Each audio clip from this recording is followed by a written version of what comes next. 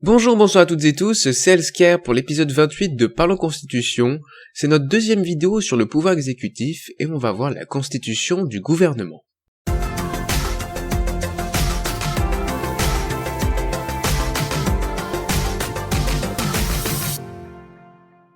Alors quelques rappels d'abord avant d'entamer cet épisode. Premièrement, la séparation des pouvoirs. Alors, pourquoi faut-il séparer les pouvoirs? Je sais que je l'ai déjà beaucoup rappelé, mais c'est important de le revoir encore une fois ici. C'est pour que le pouvoir arrête le pouvoir si on cite Montesquieu. Pourquoi? Pourquoi faire? Pour qu'il y ait un empêchement mutuel, une balance des pouvoirs, un équilibre entre la séparation et la relation entre les pouvoirs. C'est ça qu'on cherche en fait pour éviter que le pouvoir soit entre des mains d'une personne qui en abuserait. Si le pouvoir n'est pas arrêté par un autre pouvoir qui le contrebalance, qui l'empêche, alors il risque d'y avoir un abus du pouvoir par la personne qui le possède. C'est cette idée fameuse que le pouvoir peut monter à la tête des gens et qu'ils peuvent finir par en abuser. Donc, un empêchement mutuel, une balance des pouvoirs, un équilibre entre la séparation. Pourquoi pas que de la séparation? Parce qu'il faut éviter les blocages, et il ne faut pas qu'il y ait trop non plus de relations, parce que sinon, il risque d'y avoir une confusion des pouvoirs, ce qui reviendrait du coup à avoir un seul pouvoir. Donc c'est un équilibre subtil qu'il faut trouver, et que on cherche toujours à trouver. Alors concernant les rôles du pouvoir exécutif, et ici en particulier du gouvernement, on l'a déjà vu dans un épisode précédent, le premier épisode sur les pouvoirs exécutifs. Alors je rappelle un peu tout, voilà, je fais en fait la liste qu'on avait mis en conclusion, c'est-à-dire tous les rôles qu'a le pouvoir exécutif, qu'a le gouvernement. Il doit mettre en œuvre les lois, les faire appliquer, les exécuter. Il doit diriger l'administration, et dicter les règlements. Tout ça c'est lié vraiment au rôle du pouvoir exécutif dans le sens premier de exécuter. Il dirige l'administration, il édicte les règlements, que fait-il d'autre? Il conduit la politique de la nation, il nomme les fonctionnaires. Quoi d'autre? Enfin, pas tous les fonctionnaires, mais beaucoup. Il dirige la force publique, afin d'assurer l'ordre public et faire respecter la loi. Il dirige la force militaire, dirige la diplomatie, et négocie les accords internationaux, c'est-à-dire la politique étrangère. Et je l'ai pas dit, mais il conduit la politique de la nation, mais il la détermine également un petit peu. C'est l'Assemblée nationale qui est chargée de déterminer la politique de la nation, mais il y participe. Il participe à cette détermination. Et bien sûr, il élabore les politiques publiques. Alors on va pouvoir rentrer dans le vif du sujet maintenant. Nomination, élection ou tirage au sort pour, du coup, la constitution du gouvernement. Sont-ils nommés, élus, tirés au sort? Bien, je vais vous présenter un tableau qui va en fait représenter les avantages et les inconvénients de ces trois modes de désignation des gouvernants ici, des membres du gouvernement. Alors, donc c'est moi qui l'ai fait, ce tableau. Pour le tirage au sort, quels sont les avantages? Le tirage au sort, ce qui est très bien, c'est que comme on tire au sort dans la population, le hasard faisant bien les choses, on a plus de chances d'être représentatif. C'est-à-dire d'être représentatif des opinions politiques, mais également des proportions des différentes catégories sociales. Je pense notamment aux ouvriers qui seraient représentés, les salariés qui seraient représentés, les cadres, etc. Même si, étant donné le peu de membres du gouvernement, il y a quand même une moindre représentativité. Car plus on tire au sort un nombre élevé de personnes dans une population, plus on a de chances d'être représentatif. Et là, c'est pas 20, 30 personnes qui sont membres du gouvernement qui vont être vraiment très très représentatifs des 67 millions de Français, si on prend le cas de la France. Le tirage au sort est aussi démocratique et permet une réelle égalité, c'est-à-dire que tout le monde peut être tiré au sort à chance égale. Il y a peu de chances que ça arrive, puisque 30, 40 personnes sur 67 millions, faut quand même avoir une sacrée chance. Ou malchance, mais ça c'est vous qui voyez si vous avez envie d'être membre du gouvernement ou pas, c'est une autre question.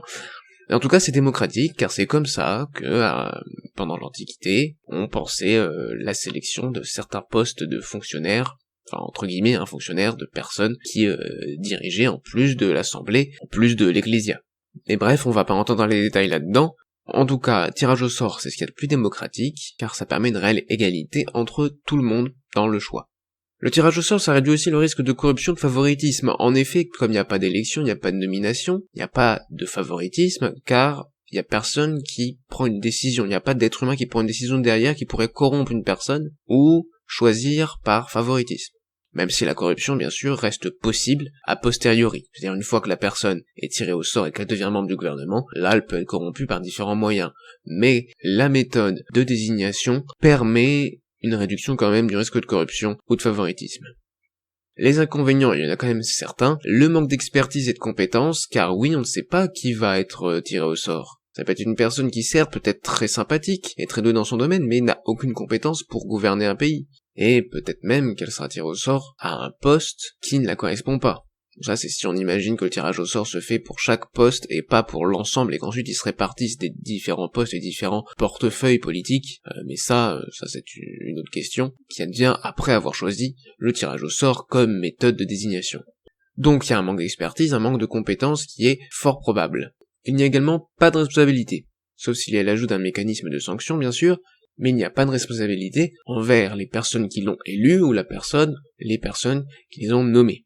Donc ça peut être un peu problématique. Il y a un risque également d'avoir un gouvernement divisé et instable, car les personnes qui seront tirées au sort seront très différentes et ne s'entendront pas forcément d'un point de vue personnel bien sûr, mais aussi d'un point de vue politique.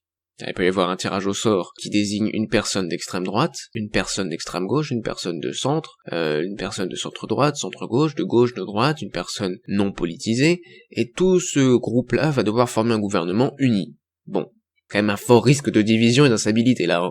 Concernant l'élection c'est plus ou moins représentatif, car l'élection, selon bien sûr le mode de scrutin, peut permettre une certaine représentativité politique via le vote des opinions politiques de la population. Mais ce n'est pas si représentatif que ça, car il y a d'autres questions liées à l'abstention, la représentativité de la population des personnes qui, justement, candidatent, c'est-à-dire que c'est souvent des personnes qui sont plus des cadres, ou en tout cas des personnes qui ont un plus haut niveau d'études, qui se portent candidats à des élections, donc ce qui fait que c'est moins représentatif quand même que le tirage au sort.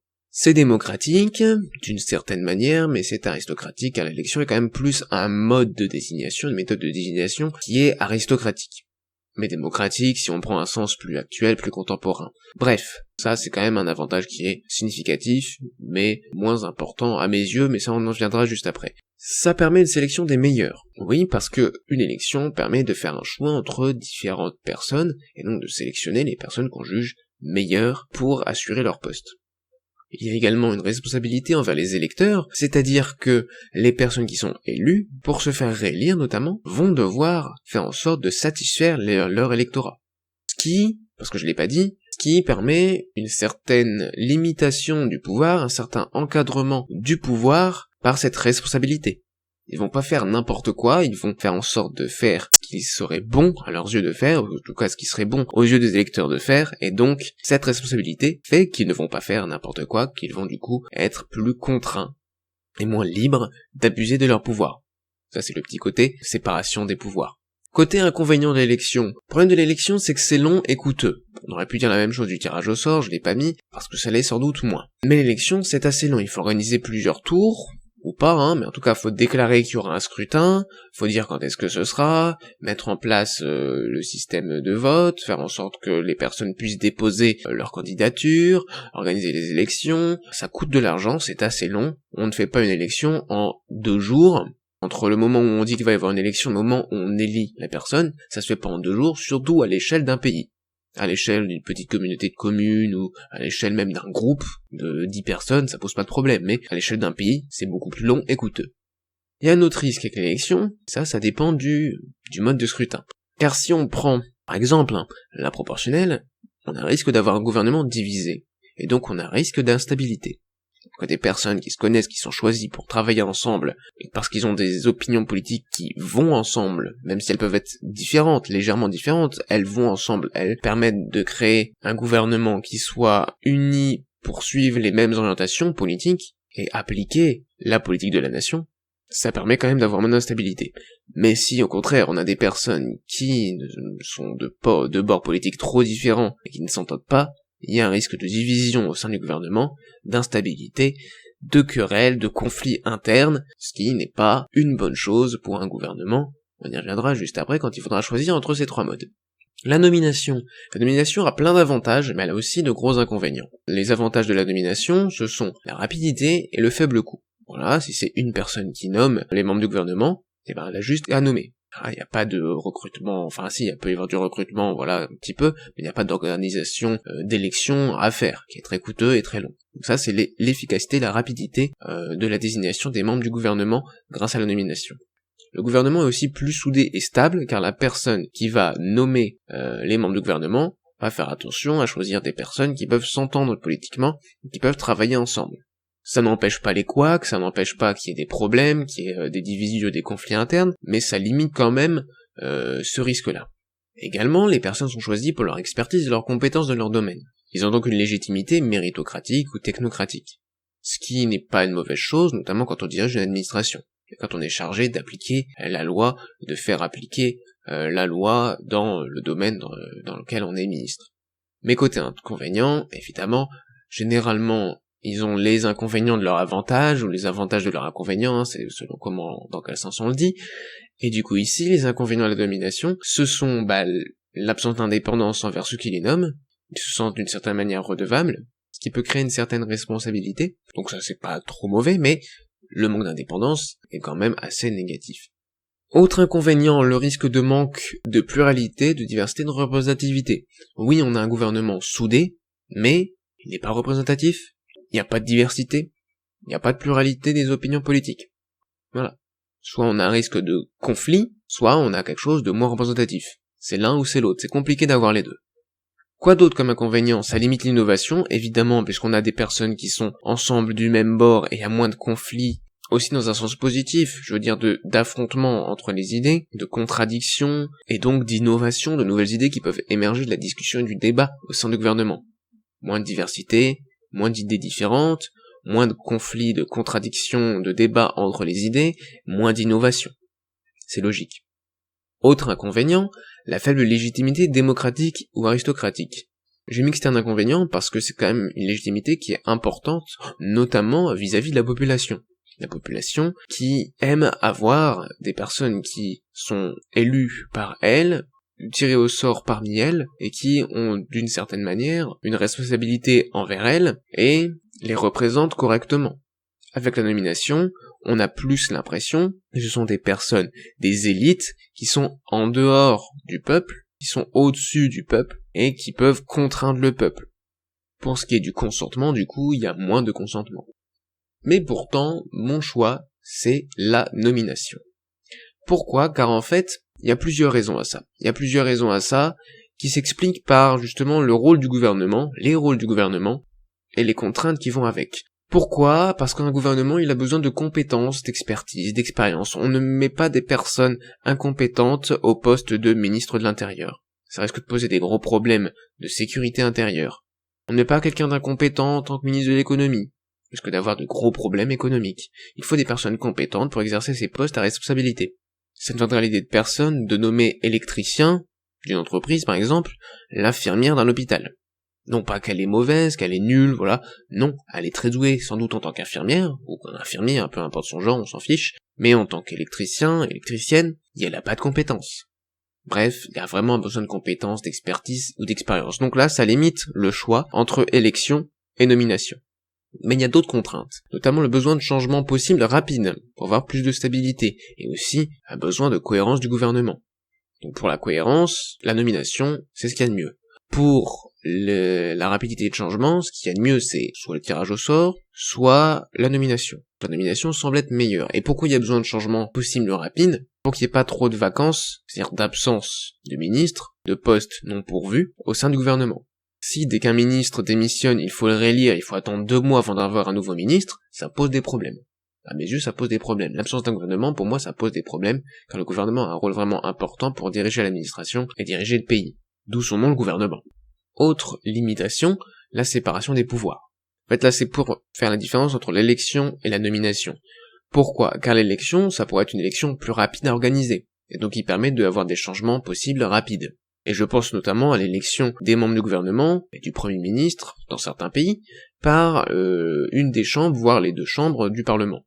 Mais pour moi, ça pose un gros problème de séparation des pouvoirs si le gouvernement est élu par le pouvoir législatif, si le pouvoir exécutif est élu par le pouvoir législatif. Ça revient à donner au pouvoir législatif un pouvoir exécutif indirect. La séparation est pour moi insuffisante. Notamment car quand il y a ça, il y a une responsabilité forte du gouvernement envers le pouvoir législatif, envers la chambre ou les chambres qui l'ont élu. C'est pour moi un réel problème de séparation des pouvoirs, même si on peut s'en accommoder, je juge que c'est pas non plus une atteinte dangereuse à la séparation des pouvoirs. Pour moi, il est quand même mieux, la séparation des pouvoirs existe réellement, même si la relation doit toujours exister. Je pense que vous avez compris ce point et que vous avez compris pourquoi, selon moi, vous pouvez avoir d'autres opinions, ça dépend de quel degré d'importance vous donnez à chaque élément, à chaque avantage, à chaque inconvénient, par rapport à la constitution d'un gouvernement. Mais pour moi, la nomination est réellement ce qu'il y a de meilleur, même si il y a des inconvénients qui sont inhérents à ce mode de désignation et dont on ne pourra pas du coup faire sans ici. Notamment une critique sur la légitimité, la représentativité des membres du gouvernement. Passons maintenant à la suite. Qui sont ces fameux membres du gouvernement? C'est très bien de parler de gouvernement, mais c'est qui en fait les membres du gouvernement? Moi je sais pas qui c'est. C'est quoi leur poste? Comment on les appelle? Tout le monde sait que ça s'appelle des ministres, mais il y a d'autres choses, il y a des petites différences, il y a ministre délégué, secrétaire d'État. Qu'est-ce que c'est que tout ça? On va voir ça dès maintenant. Alors, les ministres d'État, tout d'abord.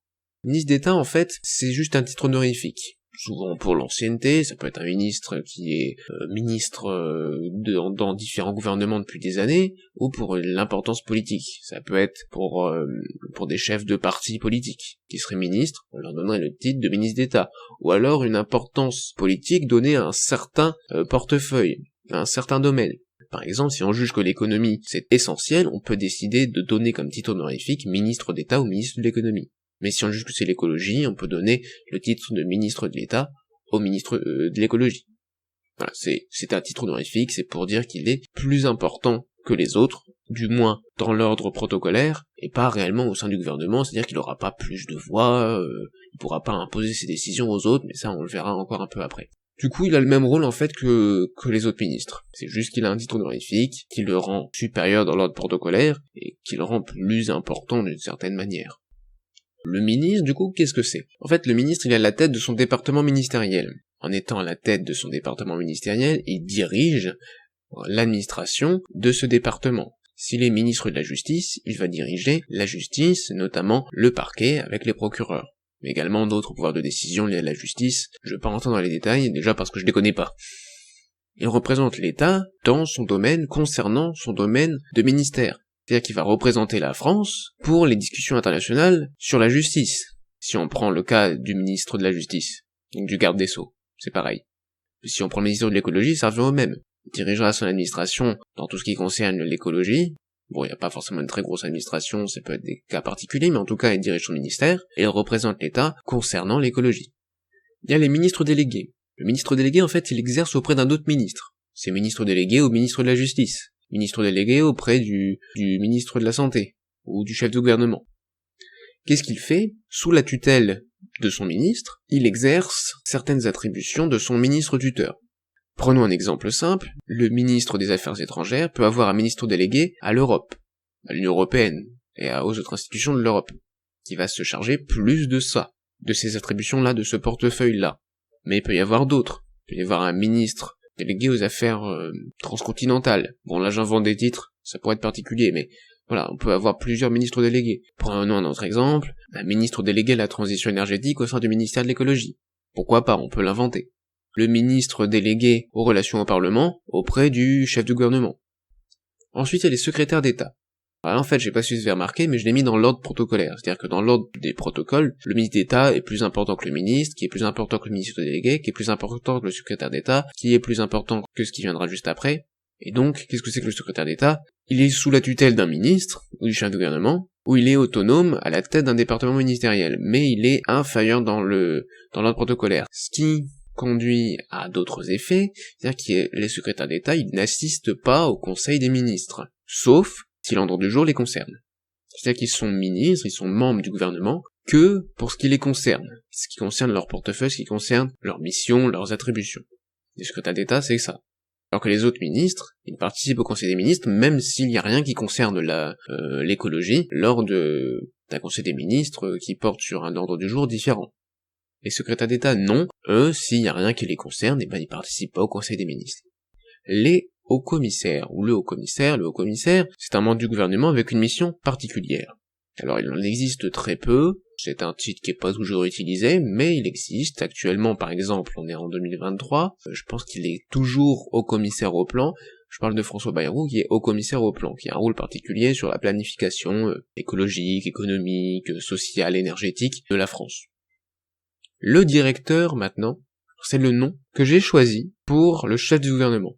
C'est-à-dire qu'actuellement, c'est un premier ministre. Il y a eu d'autres titres, président du Conseil, à la Troisième République par exemple, mais il y a aussi d'autres titres possibles, et moi j'ai choisi de l'appeler directeur pour des raisons diverses, à la fois un rappel historique, et aussi pour insister sur l'importance de direction de ce chef du gouvernement. Mais on va y venir dans la troisième partie sur le directeur, ou les directeurs, enfin on verra. Pas de spoil là-dessus, juste on va quand même donner son rôle, puisqu'on a donné le rôle des autres, et là même s'il est en bas, ce n'est pas car il est en bas qu'il est en dessous dans l'ordre protocolaire, en réalité il est au-dessus, mais j'ai voulu l'aborder en dernier. L'ordre protocolaire c'est directeur, ministre d'État, ministre délégué, secrétaire d'État, haut-commissaire. Le directeur, son rôle c'est de diriger l'action du gouvernement et de coordonner les actions, aussi la parole du gouvernement. Qu'est-ce qu'il fait d'autre? Il fixe les principales orientations politiques, il dispose du pouvoir réglementaire, il est responsable de la défense nationale, etc., etc. Des rôles très importants que je ne développe pas, en réalité ce sont des rôles qui découlent des différents rôles qu'a le gouvernement. Alors attention, j'ai parlé d'ordre protocolaire, mais je n'ai pas parlé de hiérarchie. Car en fait, il n'y a pas de supériorité hiérarchique au sein du gouvernement, entre les directeurs surtout et les ministres. C'est-à-dire que les directeurs, le ou les directeurs, ne peuvent pas imposer une décision aux ministres si les ministres ne veulent pas l'assumer. Ce qui peut créer du coup des conflits internes et conduire à des démissions de ministres, mais en tout cas, il n'y a pas de supériorité hiérarchique, le gouvernement doit rester soudé, et il n'y a pas d'ordre des directeurs aux ministres. Il peut y avoir des conseils très appuyés, on va pas se mentir, mais en principe, il n'y a pas de supériorité hiérarchique. Alors venons-en un peu plus sur les directeurs, et oui, je parle bien au pluriel. Vous êtes peut-être étonnés, on va voir juste après pourquoi. Les directeurs, leur pouvoir et la présidence du gouvernement. Alors, pour moi, ce serait 3 directeurs. Pourquoi ça?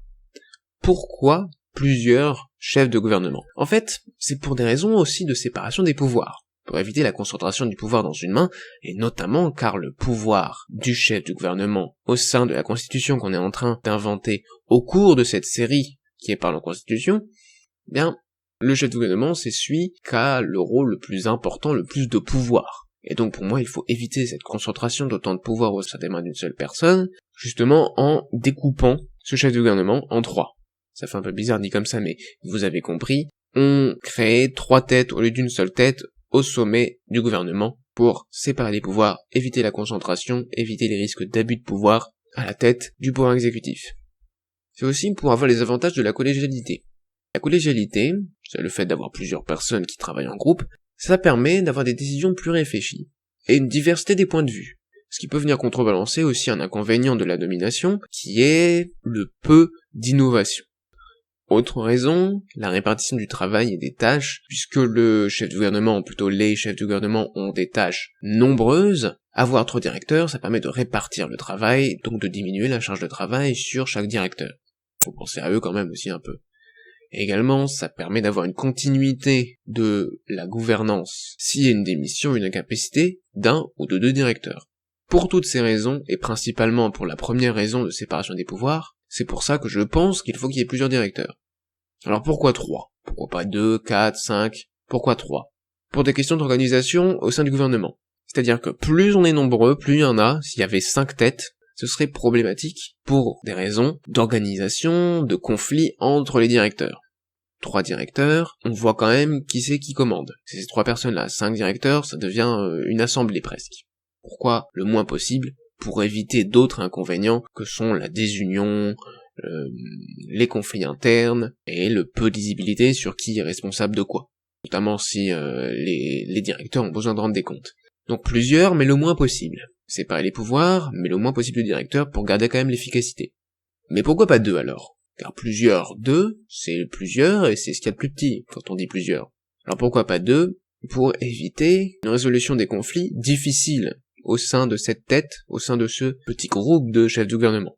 Pourquoi? S'il y a 2 personnes, et que les 2 sont pas d'accord sur la décision à prendre, ils vont s'opposer, 1 contre 1, compliqué de trancher. S'ils sont 3, il y a plus de débats. Pourquoi? Car une personne peut être très opposée à une autre, et la troisième peut venir dire « bah moi je suis plus d'accord avec cette personne-là ». Dans ce cas-là, la décision ira plus vers le sens des deux que vers le sens d'une personne. C'est-à-dire que s'il y avait besoin de faire un vote entre guillemets au sein de ces 3 personnes, comme ils sont en nombre impair, il n'y a pas d'égalité possible. S'il y a 2 propositions, s'il y a 3 propositions, 3 choix possibles, là il y a c'est plus compliqué. Mais en tout cas, 3 personnes, c'est mieux justement pour prendre des décisions, plutôt que 2 et d'avoir un conflit frontal entre 2 personnes. C'est pour ça que 3 directeurs, ça me semble être un nombre suffisant et juste pour qu'il y ait quand même une certaine efficacité de cette tête du gouvernement.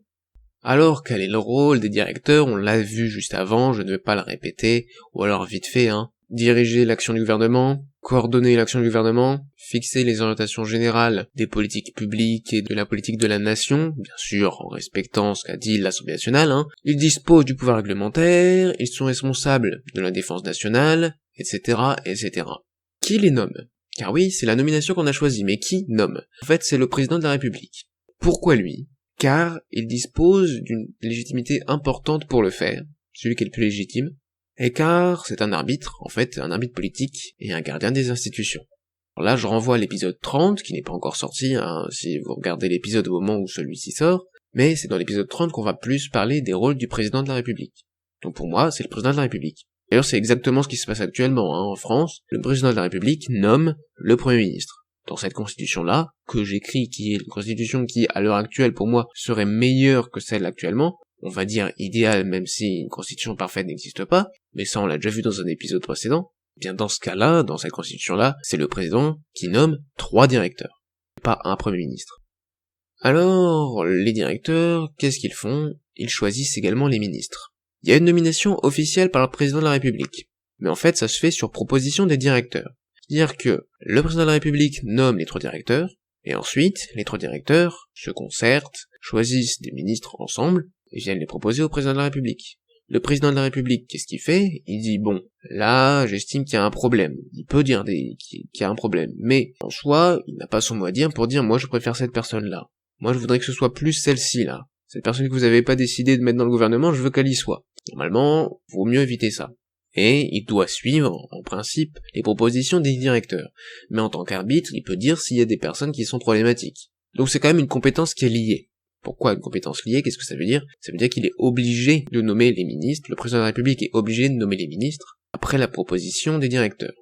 Peut y avoir une discussion, le président de la République peut dire cette personne-là, je pense vraiment qu'il y aura un problème au sein du gouvernement, et pour l'opinion publique, par exemple, et du coup, les directeurs vont remanier un peu leur gouvernement, leurs propositions, pour faire en sorte qu'elles soient meilleures. Mais ce n'est pas au président de la République de décider qui sont les ministres, c'est au directeur. Alors concernant la présidence du gouvernement, et notamment du Conseil des ministres, oui car ils sont 3, mais il faut bien qu'il y ait quelqu'un qui préside les réunions. C'est important d'avoir un président et pas 3 présidents, pour donner la parole notamment. Et faire en sorte de maintenir l'ordre quand il y a un débat entre 20 personnes, ou 30 personnes, s'il y a des conseils des ministres, avec beaucoup de ministres. Donc qui préside? Celui qui préside, en fait, c'est un des directeurs. C'est logique, et pas les 3. Mais lequel? En fait, chaque directeur va présider le gouvernement selon une rotation annuelle. Quand je dis rotation annuelle, ça veut dire que ils vont tourner sur un an. C'est-à-dire que tous les 3, ils vont pas faire chacun un an, mais ils vont passer tous les 3 durant la même année. Du coup, une rotation annuelle mensuellement égale. C'est-à-dire que l'un va faire 4 mois, l'autre 4 mois, et l'autre 4 mois. Et cette rotation sera prévue, en fait, par les directeurs avant la fin de l'année, donc pour l'année suivante, ou au début du mandat. Et donc sur une année, si le mandat commence au 1er janvier, ce qui normalement n'est pas le cas, mais imaginons, ou pour une deuxième année, s'ils sont toujours directeurs du gouvernement, eh bien sur une année, ils vont du coup devoir faire chacun 4 mois. Mais pas forcément 4 mois consécutifs, c'est-à-dire que va pas y avoir 4 mois le premier directeur, 4 mois le deuxième directeur, 4 mois le troisième directeur. Ils peuvent choisir, alors ça peut être très bien pour être plus clair, mais ils peuvent très bien choisir de faire 2 mois, 2 mois, 2 mois, 2 mois, enfin de faire 6 fois 2 mois, pour avoir 2 périodes où ils sont présidents. Ou faire l'un 3 mois, ensuite un deuxième qui fait 4 mois, un autre qui fait 3 mois, et ensuite les 2 à la fin de l'année les 2 qui restent font chacun 1 mois. Peu importe comment est-ce qu'ils répartissent ces mois, en tout cas, chaque année, ils vont devoir, tous les 3, être présidents du gouvernement et avoir la même durée, en mois, du coup, de présidence du gouvernement. Est-ce que c'est compris?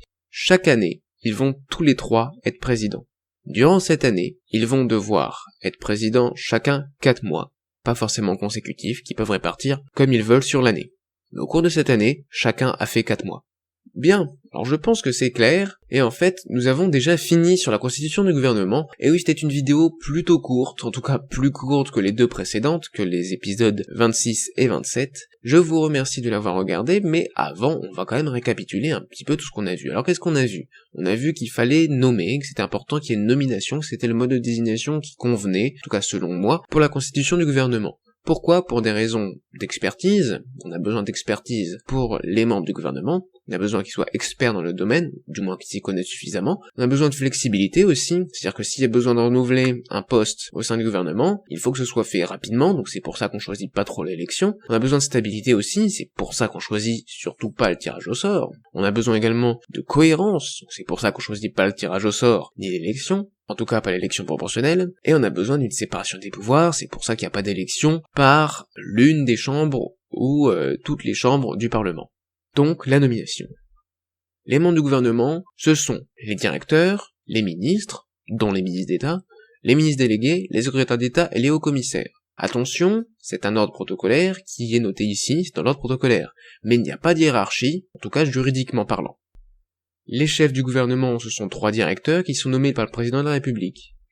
Qu'est-ce qu'ils font? Ils dirigent l'action du gouvernement, fixent les orientations politiques, ils coordonnent l'action du gouvernement, disposent du pouvoir réglementaire, sont responsables de la défense nationale, proposent les ministres à nommer au président de la République, qui peut donner des réserves, mais qui en tout cas doit en principe nommer ces personnes, c'est une compétence liée du président de la République. Également, les chefs du gouvernement président à tour de rôle, tour à tour, le gouvernement, notamment le conseil des ministres et les conseils dont je n'ai pas abordé ici, les conseils de défense, qui concernent bien sûr tout ce qui concerne la défense nationale, la sécurité extérieure et intérieure.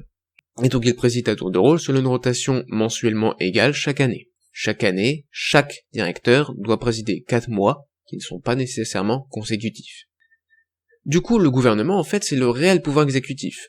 On a vu dans un précédent épisode les rôles du pouvoir exécutif et on a dit que c'était aux mains du gouvernement. Et là, quand on voit les rôles qu'a le chef du gouvernement, on remarque bien que c'est c'est eux les directeurs, qui ont le réel pouvoir exécutif. C'est le gouvernement qui a le réel pouvoir exécutif. Qui est le réel pouvoir exécutif? Le président de la République, c'est pas la personne la plus importante. Ce n'est pas elle qui dirige le gouvernement. Le chef de l'État n'est pas chef de l'exécutif. Le réel pouvoir exécutif, c'est le gouvernement, avec ses 3 directeurs à sa tête. C'est comme dans le régime parlementaire, en fait. Bien, maintenant nous avons du coup vu l'essentiel concernant le gouvernement, à savoir les différents rôles qu'il a, et qui compose le gouvernement, et bien sûr comment il est constitué, je veux dire par quels moyens, la nomination. Et donc maintenant on va pouvoir passer à une autre partie, qui est pas vraiment le pouvoir exécutif, mais qui l'est quand même d'une certaine manière, c'est le chef de l'État. Qui est le chef de l'État? C'est qui? Alors j'ai parlé de président de la République, donc j'ai un peu spoilé la suite, mais ça pourrait aussi être un roi. Pourquoi pas? Ou quelqu'un d'autre. Le chef de l'État, ça pourrait être plusieurs personnes, comme ici pour le gouvernement. Et bien c'est ce qu'on verra dans l'épisode 29 de Parlons Constitution. Je vous remercie à toutes et tous d'avoir regardé cet épisode jusqu'au bout. C'était Elsker, merci encore, et à bientôt!